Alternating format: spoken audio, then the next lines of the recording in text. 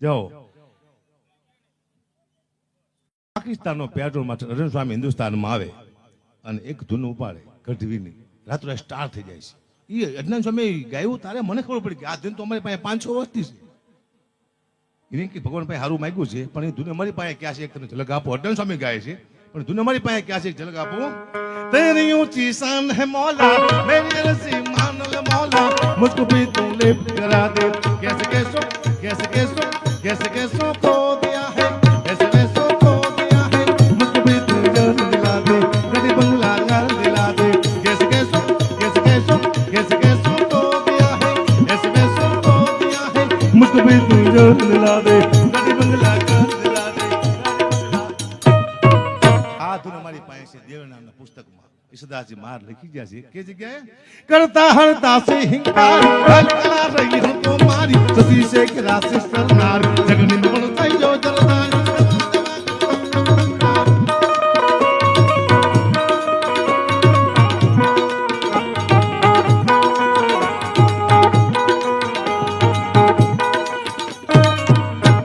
અમે આને બેઠા છે અડુ સ્વામી ક્યાંય પહોંચી જઈને એવોર્ડ એક ભાઈ કે તમને ગઢવીને કેમ એવોર્ડ ન મળતા તમને ખબર ન પડતી અમારી વસ્તુનો ઉપયોગ ક્યાં કરો રાહડા ગાવાની ગરબા ગીને બેઠા હોય ગરબા ગાવાના રાહડા ગીને બેઠા હોય એવોર્ડ નહીં હજી મને તો કોઈ હારા માણસ મળે હજી હતી પહેલી વાર માણસો હારા મળે બેઠો છું એક અદભુત ખેડૂત આમાં કોઈ સમાજ નથી બેઠા ખેડૂત બેઠા છે એક સમાજનું મેં નામ લીધું અહીંયા શું લેવા આ સમાજનો પ્રોગ્રામ જ નથી આ પ્રોગ્રામ ખેડૂતનો છે 18 વણા બેઠી છે તમે જુઓ એક સમાજનો પ્રોગ્રામ નથી ને કે હમણાં બોલો માંડું કે આ બેઠા છે ને આ બેઠા છે ને આ બેઠા છે નહીં આ પ્રોગ્રામ ખેડૂતનો છે મને યાદ છે મારા અહીંયા કોઈનું નામ ન બોલાય અહીંયા કોઈ જ્ઞાતિ વિશે ના બોલાય કારણ કે માત્ર આ પ્રોગ્રામ ખેડૂતનો છે અને ખેડૂતમાં જો જ્ઞાતિ આવી જાય તો આ આંદોલન ફેલ થઈ જાય સાહેબ આંદોલન ફેલ નહીં કરવા માટે આપણે એક જ નારો રાખવાનો માત્ર ખેડૂત અને 700 વીઘાનો માલિક હતો એ તમે મને જેવો તો માનશો ને આ તો મારા બાપાનું કામ શું હતું કોઈ પણ વસ્તુ વેચી નાખતા મારા બાપુ ગમે એ વસ્તુ વેચી નાખી એને ટેવ પડી હતી વેચવાની એ તો મરી ગયા ને કે મને વેચી નાખવાના હતા મરી ગયા હું બચી ગયો બાપુ ઉપડી ગયા જાઓ હમણાં મારા દીકરાએ મને કીધું મને કે પપ્પા મને મકાનની બાજુમાં મેદાન કરી આપો ને કીધું કેમ એ કે મારે ક્રિકેટ રમવું છે કીધું બેટા તને ખબર છે આપણા બાપુ મેદાન કરીને ગયા છે આપણા બાપુ મેદાન કરીને ગયા છે આપણે માન બેટા મકાન કર્યા છે ઓલા બેન મને કહેતા કે અગપા તમને ડર છે ગાજલબેન કીધું ના કેમ કીધું મારે પાસે કોઈ ધંધો જ નથી ધંધો આજ કોક લઈ લે ને આપણો નથી પેટ્રોલ પંપ નથી દુકાન કોઈ ધંધો તો હોય નથી બિલ્ડર છે તો હું પૈસાનું રોકું કારણ કે મને હે ને હું હોશિયાર માણસ છું તો મારો રૂપિયો કોક લઈ મને મરવા બરોબર થાય એવા મહાચીટરો રખડા દુનિયામાં એવી સ્કીમો લઈને રખડે આપણે પૂરા કરી નાખીએ હું હવે આ મારા બિલ્ડર છે મિત્ર છે આમાં હું પૈસા રોકું હવે મને રીતનો ભાવ ખબર નથી હું ફાવું આમાં સિમેન્ટના ભાવ નો ધંધો કરાય આપણે શું કરાય શાંતિથી ખાય એટલું કરીને હોઈ જવાય માપે બરોબર મને એક ભાઈ કે અકુબા તમે આવડા મોટા કલાકાર છો તમારા દાદા તમારા બાપુ કલાકાર હતા મેં બધા સોદાગર હતા મને કે લે વેચનું કરતા હતા બધા મારા દીકરા વેચ જ કરતા હતા કોઈ લીધું જ નહીં આ ગુજરાતમાં મારા લાખો ચાહકો છે મને ખબર છે એક મારા ચાહકના ઘરે હું ગયો તો મને જોઈને મારો ચાહક ગાંડો થઈ ગયો હક્કાભા આવ્યા પાણીનો તાસ લાવ્યો મારા પગ ધોવા મારા પગ મેં 2 દી ધોયા નતો એને ખબર નહોતી જગુભાઈ પગ મેં ધોયા છે નહીં મને કે બાપુ તાસમાં પગ મૂકો મેં તો કાળો મય જેવો પગ મૂકો તાસમાં એટલો બધો પગ કાળો છે બતાવું મૂકો તાસમાં મારા દીકરા એવો ગેસ્યો પાણી થઈ જવું કાતરા નાગના ઝેર જેવું કારું મય મેં તો હારો પીસે તો હમણાં મરી જવાનો પણ એટલો બધો આશિક નતું પીધું નહીં ને ઝાડમાં પાણી નાખ્યું હવરમાં ઝાડ બળી ગયું સાહેબ બોલો પાણીનું પોઈઝન કરી નાખે છે એવા પક્ષી છતાં પણ ચાલે છે આને કહેવાય કૃપા તમને કાંઈ ન આવડતું ત્યારે તમારો ધંધો હાલવા માંડે તમારે એમ નહીં માનવાનું મને કંઈક આવડે છે તમને કાંઈ ન આવડતું જ્યારે તમે આગળ વધવા માંડો તો તમારે એમ નહીં માનવાનું મને કંઈક આવડે છે કોઈ શક્તિ છે જે તમને ધક્કો મારે છે ચાહે મા બાપના આશીર્વાદ હોય ચાહે તમારી કુળદેવનો આશીર્વાદ હોય તમારા ગુરુનો આશીર્વાદ હોય કોક શક્તિ ધક્કો મારે તો જ તમે આગળ વધો અકાબા 10 જોખલીન ટેજ માથે ચડ્યો છે અને મારું હાલે છે નો મતલબ કોક શક્તિ અકાબાની પાછળ છે જે ધક્કો મારે છે આ દુનિયામાં એમને કઈ થતું નથી જાઓ આનંદ કોને એવો મસ્ત ધંધો ગયો છે તમે અમારા કલાકારને એક ટેવ હોય તમે ગમે ત્યાં જઈને જાઓ કાજલબેન શું આ પત્રકાર આવ્યા છે તારંગાથી બતાવો, કારણ કે આપણી વાત સરકાર સુધી પહોંચાડે છે. હા હા, મને બહુ ઇન્ટરવ્યુ લેતા હતા ને મને ધીરે જ બહુ ગમી, કેવી રીતે બોલવું, શું બોલવું, અને દિલથી ખેડૂત માટે દિલથી લડતા એવું લાગે છે, કારણ કે ખેડૂતની હરેક વાત પહોંચાડવા માંગે છે. હા બેન ધન્યવાદ. હું ક્યાં હતો? અમારા કલાકારને એક ટેવ હોય, અમે ગમે ત્યાં જઈને પ્રોગ્રામમાં એક વાત ચોક્કસ કરી કે સાહેબ અમે તમને આનંદ કરાવવા માટે આવ્યા છીએ. ના બાપા ના, ધંધો કરવા આવ્યા છે. આનંદ મારા ઘરે નો કરાય, આ શું લાવે, અહીંયા તો આનંદ કરવા આવ્યો છું. બાકી પ્રોગ્રામમાં જો તારે અમે આવું કહેતા હોય છે. હું પેલા ફેસબુક બહુ વાપરતો, મને શોખ ફેસબુકનો. મારા વિડીયો મૂકીને મારી કોમેન્ટ વાંચતો હોય તો લાખ મારા ચાહક હોય તો 200 મારા વિરોધી પણ હોય તો હારી ને ખરાબ 2 કોમેન્ટ આવે. વાંચું તેમાં આવે વાહ કાભા, વાહ હવજ, વાહ ચારણ, વાહ ગઢવી. ત્યાં નીચે આવે શું હાલી નીકળ્યો, શું હરામ ખોર. હું સીધો મોરો પડ્યો, હારો કોણ છે હારી? અને એવા ફેક આઈડી વાળા છે, મારા દીકરા જડતા જ નથી. તો મેં 2 તેને ગોતી લીધા. તે મારા હગાવાલા નીકળ્યા. બોલો મામા દીકરો મને રોજ ગાય તો જીમ ફાવે, ખબર જ ન પડે કોને કોણ ગાય જાય. દુઃખની વાત છે.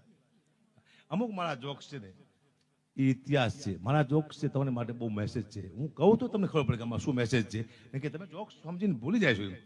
આલતું ફાલતું ગઢવીના જોક્સ હોય નહીં. ગઢવી જ્યારે બોલવા બે તારે દીકરીનું, બહેનનું, માનું, બાપનું, ભાઈનું બધાનું ધ્યાન રાખીને બોલે એને ગઢવી કહેવાય. શબ્દમાં કંઈ ફેર ન પડે ને મારા બોલવાથી બાપ દીકરીને નોખું પડી જવું પડે, એકબીજાને શરમ આવે એવા જોક્સ બોલે એને કલાકાર ન કહેવાય. જોક્સ તો મર્યાદામાં બોલે, લોકોને ગમે એવા બોલે.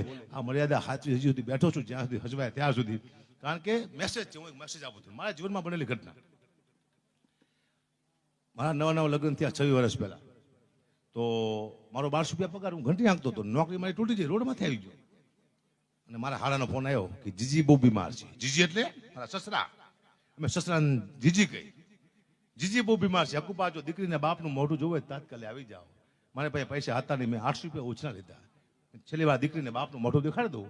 હું ગયો જામનગર એમની દીકરીને લઈને. જીજી હોતેલા બેભાન હલે ચલે. એમની દીકરી કે જીજી આંખું ખોલી. મારા સીધા 800 રૂપિયા જ્યાં જીજી હાજર થઈ ગયા. દીકરી બોલી બોલો. હું પાછો આવતો રહ્યો. અઠવાડિયે પાછો ફોન આવ્યો અઠવાડિયા પછી કે હકુપા તમે આવો એ પહેલા જીજીને કાઢી જવા પડે. છેલ્લી વાર જો દીકરીને બાપનું મોઢું જોવે તાત્કાલિક આવી જાઓ. મેં બીજી વાર રૂપિયા 800 લીધા. હું જ્યો જીજી બેભાન તેને હોતેલા હલે ચલે જાણે મરી જેલી ઘો પડ્યું.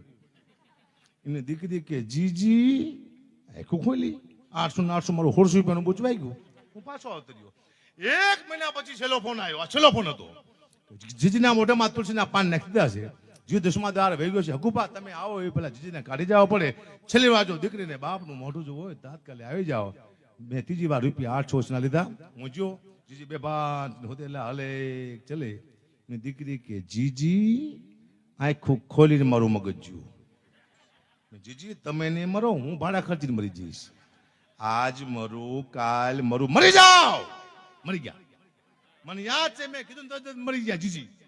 પણ સાહેબ મુદ્દો શું હતો?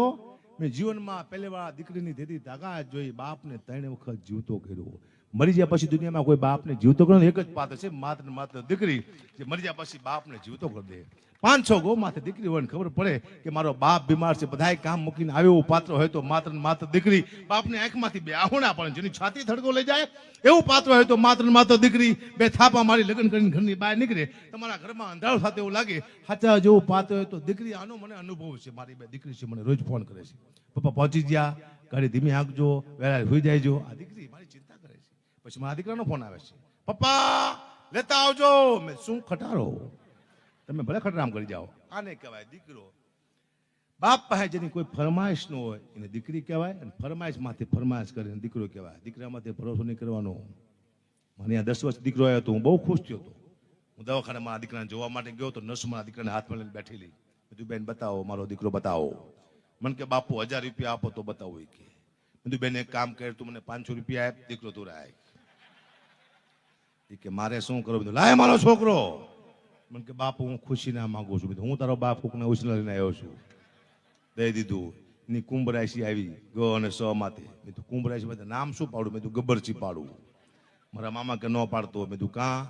કે મોટો થઈને તને એમ કે છે કે તેરા કે આવોગા કાલિયા તો મેં કેન્સલ કર્યું. સાહેબ દુઃખની વાત છે પણ કરવી પડશે. આ દુઃખની વાતો આપણે જીવનમાં છે. હું ખેડૂતોને આનંદ કરાવવા આવ્યો છું. આખી દિવસ આખી રાત કામ કરી કરી થાકી જાય છે. એમાંય પાછું આ આંદોલન 10 ગણો થાક લાગે છે. અહીંયા ઉપવાસ કરવા, બેહી રહેવું, ઇન્ટરવ્યુ આપવા, થાક લાગે, ભૂખ લાગે, અવાજ બેહી જાય, આ બધું સહન કરે છે માત્ર ને માત્ર ખેડૂત માટે થઈને. આ બધા આપ સમૂહમાં આવ્યા છો, આપને હું અહીંયાથી ધન્યવાદ આપું છું કે તમારી એકતા જોઈ અને મને આનંદ થયો કે આવી એકતા પરિવાર મેં ક્યાંય જોઈ નથી, જોવા મને મળશે નહીં. કારણ કે માત્ર ખેડૂતો છે, મુદ્દો આખો એ છે. બધાઓ તાળીના ગળાથી ખેડૂતના દીકરાઓને જાઓ.